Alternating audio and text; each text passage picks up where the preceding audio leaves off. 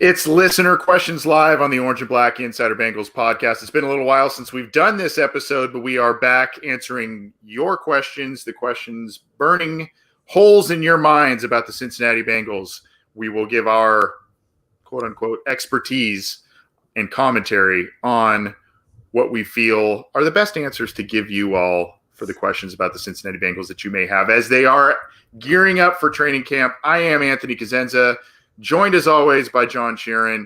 John, how you doing, buddy? It's been a couple of days since I've seen you, but you're still looking great, my friend. Yeah, man, I missed you guys. Yeah, it's opening day in Cincinnati, and I spent it hassling with FedEx's hiccup of delivering my router to my apartment that I have not moved in yet. So it took an hour out of my day, but I ended up getting a UDF shake. So netted out as like a net positive, I would say.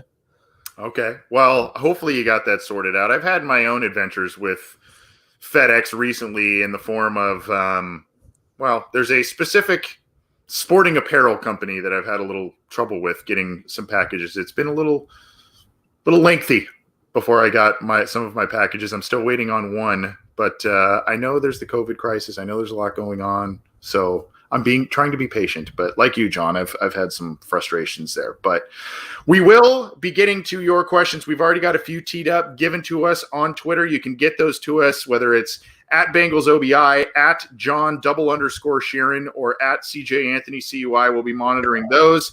We have live chats going in the YouTube and Facebook accounts, whether it's the OBI YouTube or the Cincy Jungle Facebook account. So we'll be getting those.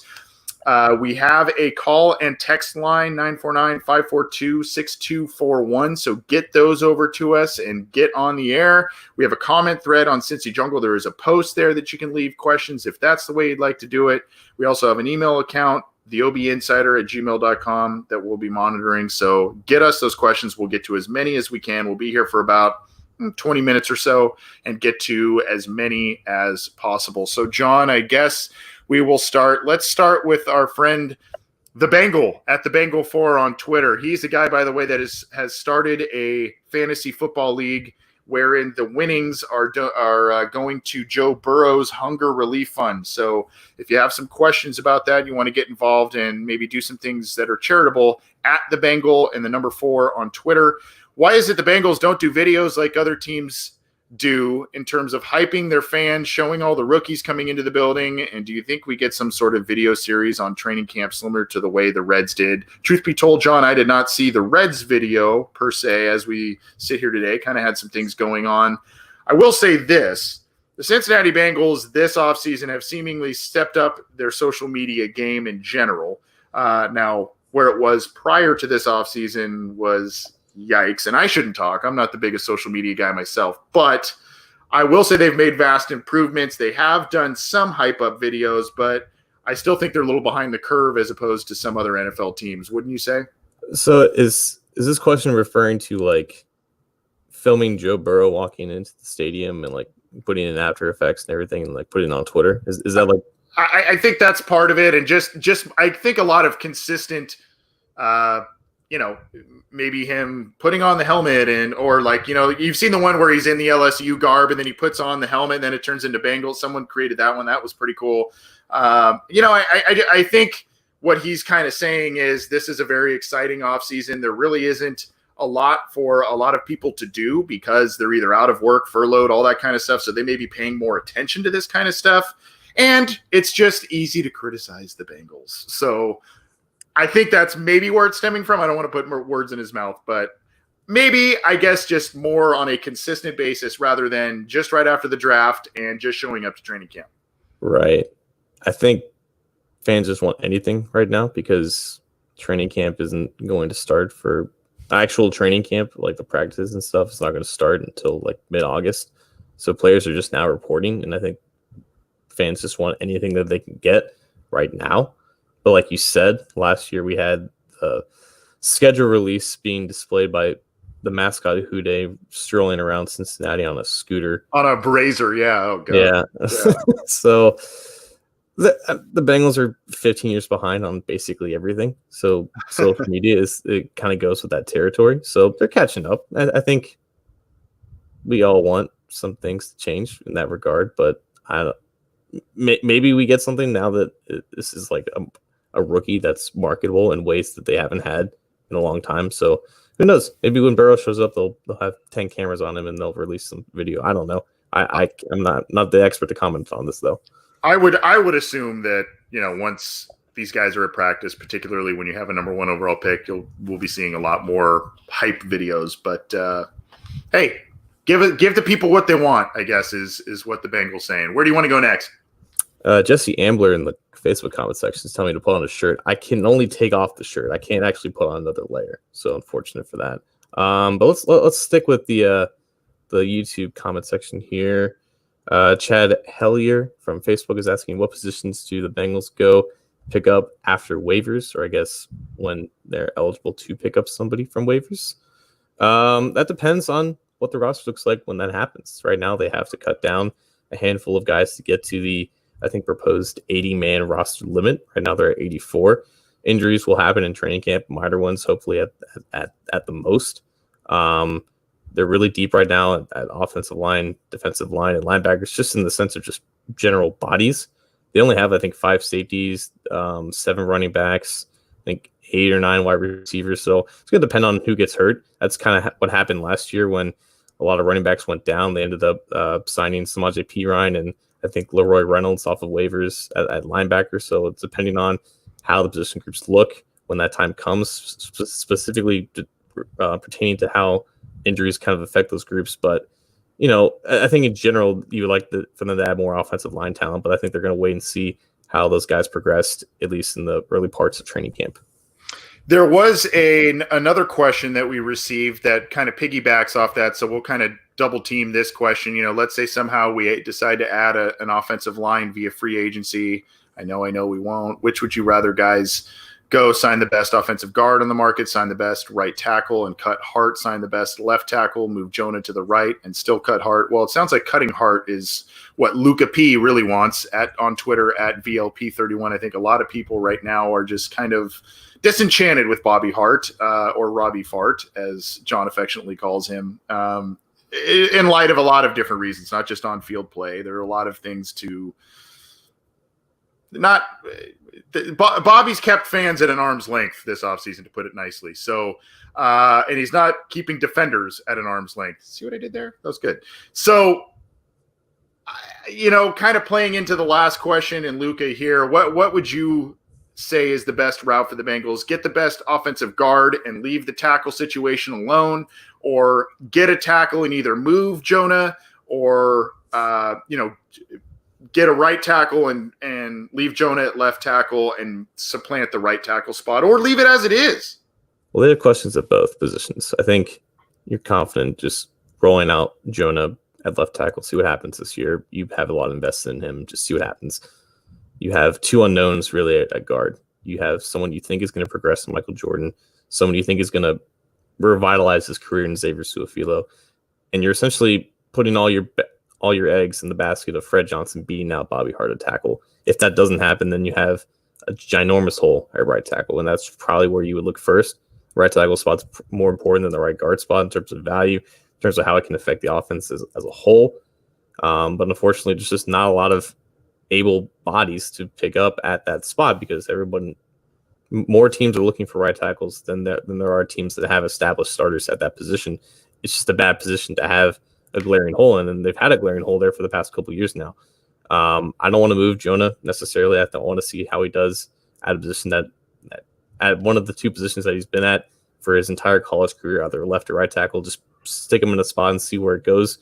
I wouldn't mind them picking up a guard because, again, they could use more talent there. But I think with the situation right now is if Fred Johnson doesn't progress the way that we all want him to progress, then that's probably the bigger hole, and that's where they should address it.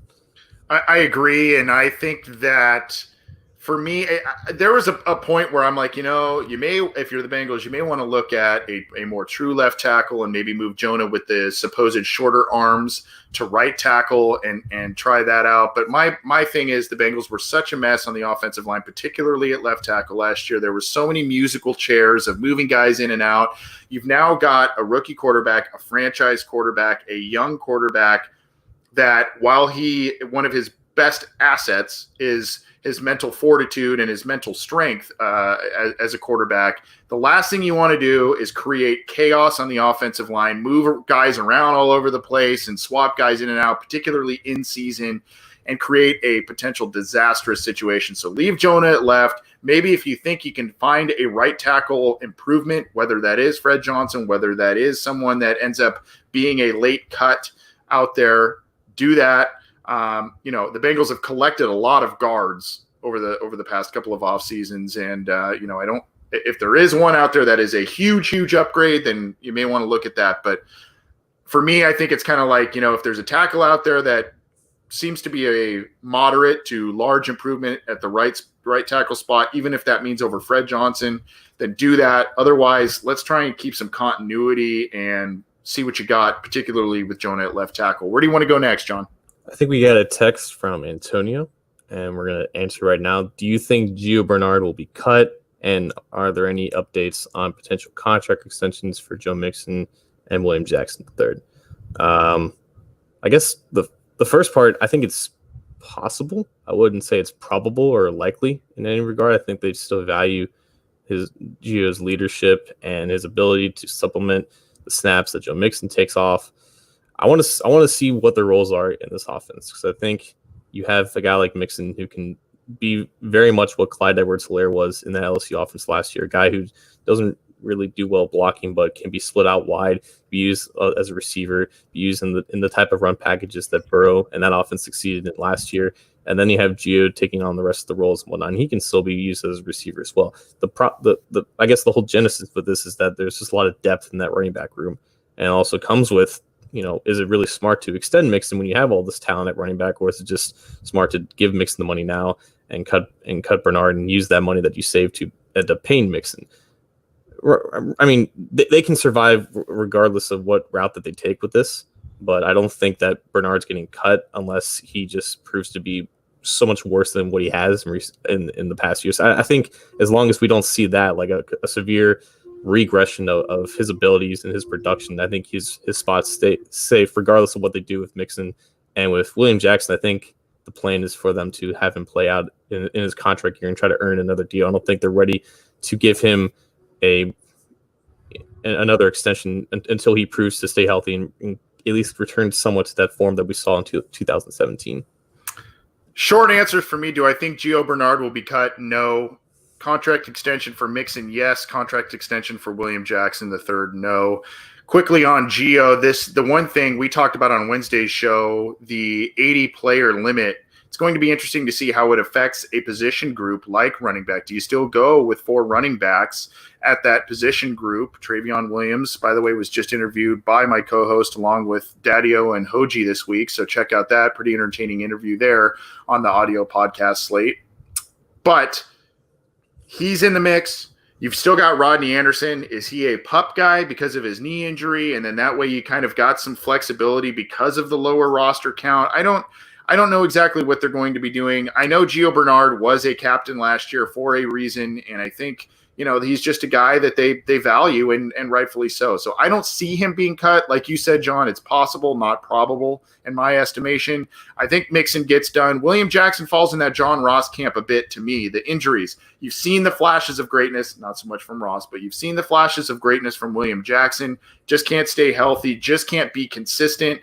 And he's in a contract year. So you've got guys, kind of like the AJ Green situation, John Ross, and now William Jackson. There are a lot of guys that have a lot to prove this year to see if they're going to stick with the Bengals long term. But good question from Antonio there. Let's go with an email from Sam. With the weak tight end core the Bengals have, why don't they try and do a 1-year deal with Jordan Reed? Well, Jordan Reed's been injured a lot. I think he's had a lot of concussion issues, if I'm not mistaken. I haven't done a lot of research on him, but I think he's had a lot of injuries, a lot of talent, and he's had some quite a bit of success in this league. But I think that the injury issue, and unless it's something super affordable, and unless the Bengals either show that Sample hasn't made the leap, Shrek and others aren't doing anything on the back end of that position group, I don't think that this is really a scenario they want to explore. I think they're ready to go with CJ Uzama and Drew Sample as their top guys. Again, like the Bengals are in a position where they need to cut down on players right now, and I don't think that they're in a position to sign someone who hasn't played since AJ Green played in 2018. I think with Reed, he's the guy that you want in the facility as for the least amount of time as possible. If you are so desperate that if their tight end group looks even worse, if it's decimated by injuries, if Uzoma and Sample are stinking it up in the middle of the season, and Reed is still out there and he's maintaining his health and he's putting in training work and whatever. If you're in the middle of the season and you need a tight end, it wouldn't be the worst idea to give Reed a call right now in training camp when you're having him practice for a couple weeks before the season begins, giving him more opportunities to get hurt, and you don't really need him until you do actually need some type of injection talent. I think you're just best to stay away and just run the course with the guys that you have. I agree. And before we get to the next question, John will choose here. Just want to remind everybody that this is the Orange and Black Insider Bengals podcast, one of the podcasts in the great Cincy Jungle podcast channel, a top 40 iTunes podcast channel. So check out our material. Check out the material of Sorry If I Spit When I Speak, where John Sheeran moonlights as one of the co-hosts with Daddy-O and Hoji. They've had a lot of high-profile Bengals guests as on the show recently, so check out that podcast. You can also check out Matt Minnick's Chalk Talk. He's put up some great film review posts on our YouTube channel as well that can be found on cincyjungle.com. And then you can also get Orange is the New Black, the podcast from Ace and Zim. So check out all those shows how you can, and get the shows on iTunes, Stitcher, Spotify, Google Play, Megaphone, YouTube, iHeartRadio, all that good stuff. John, where are we going next? Oh, man. It's been like 2.5 months since the draft, and we're still getting questions about Thaddeus Moss. Chris Hubbard is asking if Moss is going to get cut. Robert Obrecht is asking if we would pick him up.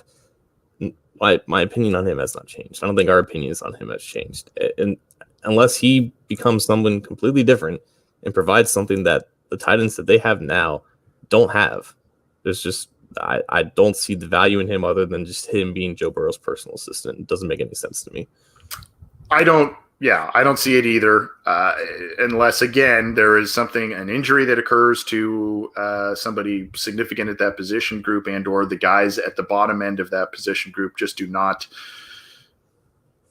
show enough that they are NFL caliber tight ends. And oddly enough, we're talking about Jordan Reed, a former Washington Football Club member, and now Moss, who I believe is also with Washington now as an undrafted free agent. So we're talking about Washington tight ends galore, I guess. But I don't really see it happening. And by the way, Zach Taylor's offense when he was helping it out in LA with McVay, that was not a heavily featured.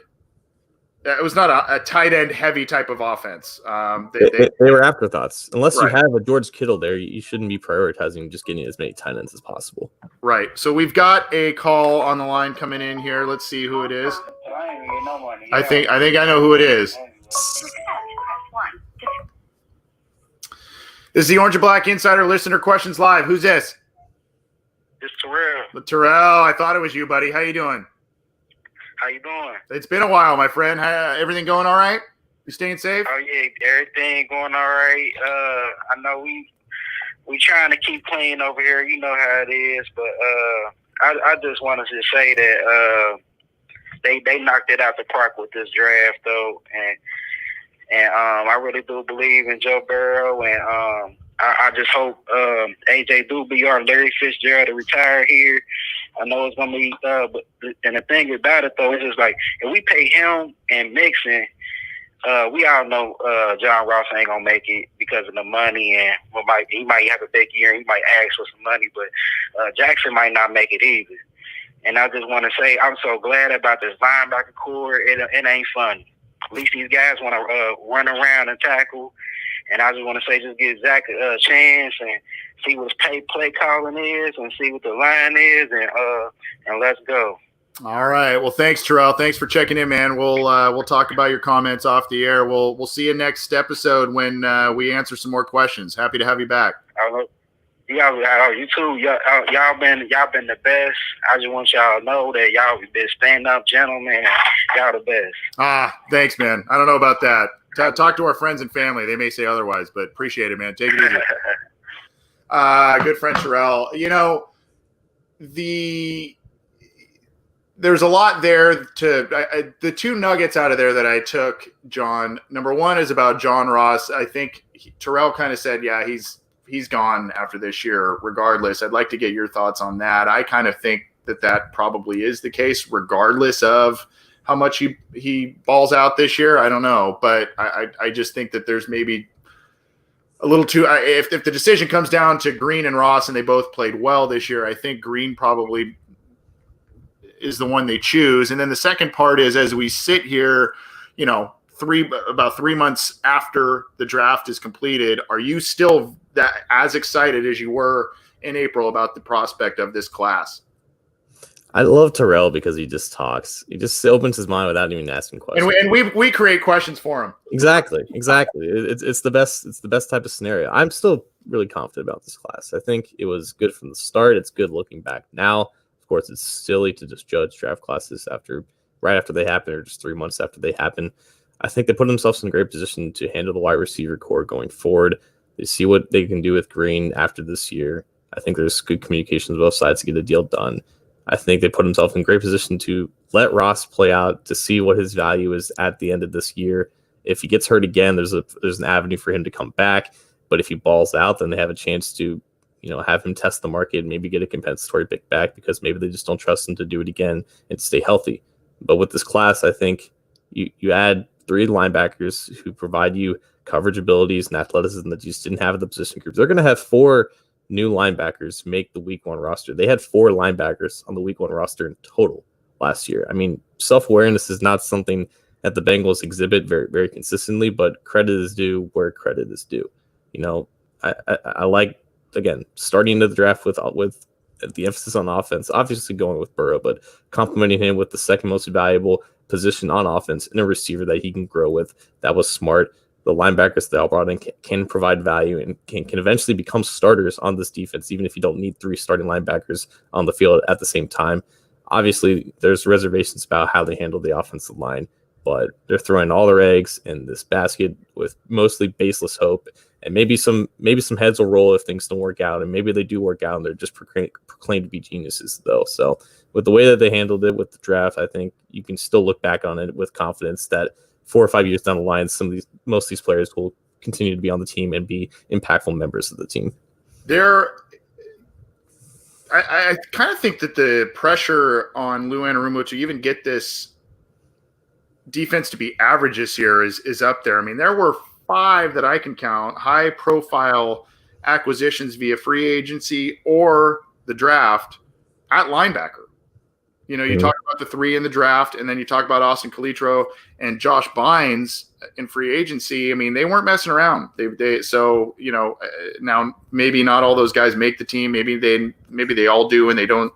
They're not active or see playing time all at the same time. But I mean, that's a big overhaul of one position group, and I think the pressure is on Lou Anarumo with all these new pieces to at least, even though they're young and they're new faces, I think the pressure's on there to at least get the defense to be somewhat respectable. Where are we going next, John? We'll be here another couple minutes before we get out of here. I kind of want to make this a 2-part question because Brandon Jacobson in the Facebook chat is asking for our predictions for a record. And we also got a question on Twitter from Bengals John, great name. He's asking if the last season was played 1,000 times, how many wins would the Bengals have gotten on average? So for starters, what do you want to stick with your record prediction that we made in May, or do you think you're going another way with it? Well, I struggled to remember a little bit of exactly what I had in May. I think I had I had us at 7-9. I think something like that. Yeah. Yeah. I'm still comfortable with that, and I still think given I think the playoff bracket expands this year for an extra team per conference, so that could, even at 7-9, it could have the Bengals at least late in the season sniffing the postseason and not making it. I think they'll sniff 500. I think that there are a couple of different ways of thought for me in terms of the record for the Bengals. One is they'll start slow and end hot because there's so many new faces, and the way that the preseason is going to be played out, training camp's going to be played out, they may need some time to get their feet under them.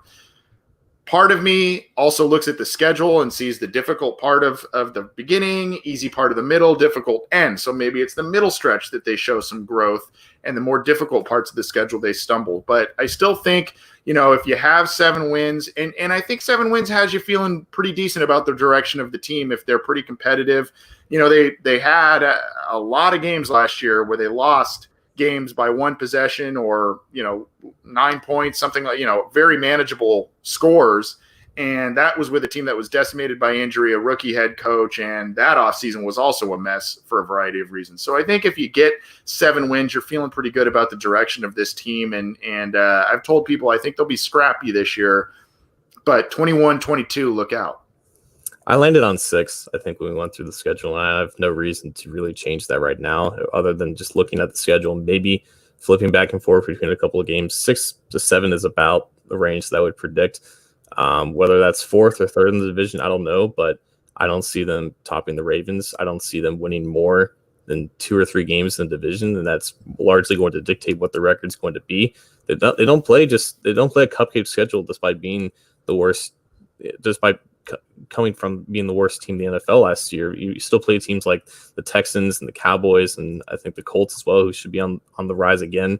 Like the division is tough in itself, but the 10 other games that they play out of it, I don't see them winning more than 4 or 5 of those. So again, 6 wins is progress from last year, and specifically when looking at last year, they won 2 games. They only won 2 games, but they lost 8 games in close games. We've been over this countless times. Teams who are that unlucky in close games in 1 year typically bounce back from an overall record standpoint. Improving from 2 wins to 6 wins is still a 4-game improvement. That's still trending in the right direction, even if it's not at the 8 or 9 win mark that I think most fans are looking forward to seeing this year. So I think if they played that season 1,000 times again, they're not going to be 0-8 more than 100 times of the simulation. So I think on average they probably win about 4 or 5, but then you don't get the first overall pick, you don't get Joe Burrow, and you don't have an opportunity to make the 2020s the decade for the Bengals. So I think it was unfortunately very unlucky, but it turned out to be a positive for the long run in terms of what they got. So before we get to that, we got to get Mike Donahue's question here. Good buddy Mike Donahue, good friend of the program, and for all of us on Twitter, talking about John's legendary stash. It was almost as legendary as Ken Anderson's of the 1970s and 80s, who, by the way, Ken Anderson was on this program. Go check out that interview. Nice shameless plug by me there. How many women do you have to fight off, John, because of that stash? That's a lot. What Mike Donahue's wondering. A lot of them, and I purposely shaved the entire beard and kept the stash for when Ken Anderson was on. I was hoping he would give me some props for the growth of it, but honestly, I'm just going to speak frank. My mustache, my beard grow at different lengths in terms in progressions and how they grow. So I don't want my beard to be long like it gets after a few weeks, but when I shave my mustache, it takes longer to grow back.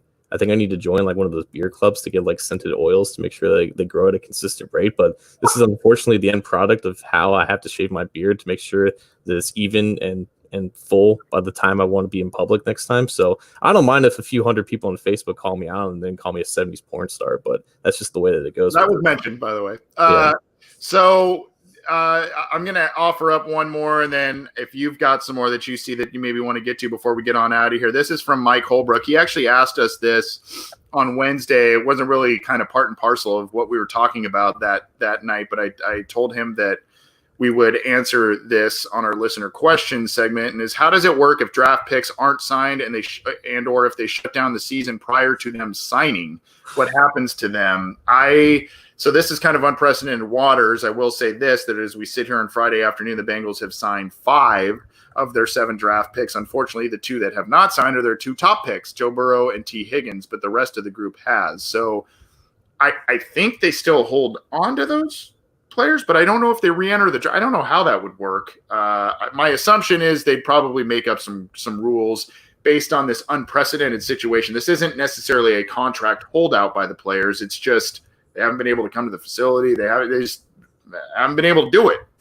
From a very general amateur understanding of how this works, I believe that the team still has the rights to the players regardless if they sign or don't sign the contract. I don't know what the deadline is for those rights to be expired, but I can't imagine a pandemic shutting down the NFL and their ability to play games would expire those rights under normal circumstances where it may, under like however much time passes. I think as long as like it's under this situation, I think they will continue to hold on to their rights. I don't think they would re-enter the draft. I think their rights would just be extended for a certain period of time until they have the chance to sign and work out that situation itself. So I don't think these players go onto the waiver wires to become free agents. I think the rights would still be held on to the teams themselves. I agree with that. And I think, like I said, I think that the league would probably come up with some sort of,